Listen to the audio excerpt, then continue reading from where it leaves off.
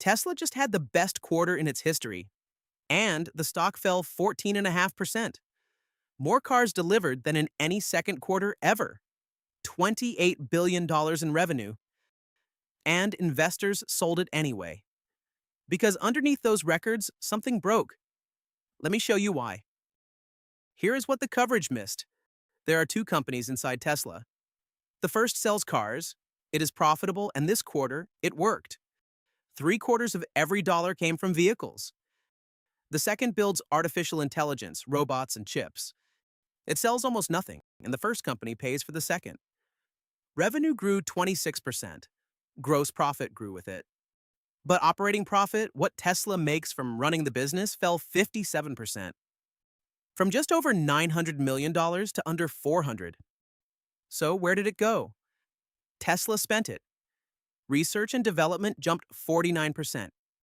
Stock-based pay, 81%. Capital spending doubled to $5.8 billion. None of it sells anything yet. Now the part nobody reported. Tesla did show a profit. $1.1 billion, but look where it came from. $763 million was a paper gain for marking up its stake in SpaceX. Tesla bought that stake 3 months earlier and has not sold a share. Another $274 million was a one-time tax benefit. Strip those out and the profit from running Tesla was about $164 million on $28 billion of revenue. And then the number that really moved the stock. Free cash flow? The cash left once the bills are paid. For the first time in over 2 years, it went negative, minus $1.1 billion. So what happens next? This is the part that decides the stock. And a lot of coverage has this backwards. The next quarter is not an easy comparison. It is the hardest one Tesla has. Last year's third quarter was the strongest in this stretch. Nearly 500,000 cars, $1.6 billion in operating profit, $4 billion in free cash flow. Just to match it, operating profit has to rise 4 times from where it landed. Now the other side. The spending is buying real things. Cybercab is in production now. Tesla Semi and the new Megapack are scheduled this year. Optimus lines are going in, and a chip plant is going up in Austin. Robotaxi is live in 7 American metros.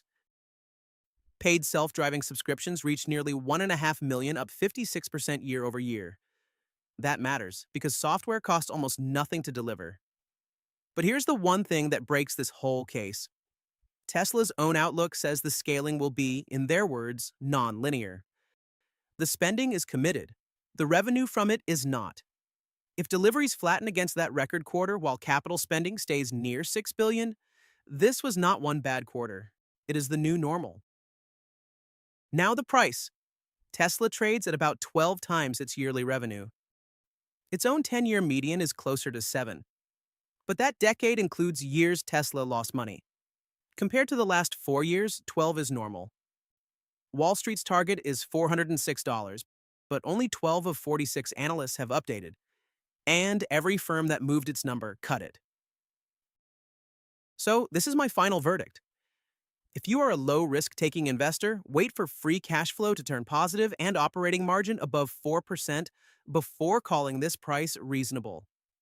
If you are a high-risk investor, improving automotive margins, 1.5 million paying subscribers, and 4 products launching this year could justify paying ahead of the proof. But be careful. If Tesla reports negative free cash flow again and auto margins fall below 16.3%, that means the core business is still too weak. We will find out in late October. So, with all that said, thank you so much for watching. And please don't forget to like and subscribe to the channel.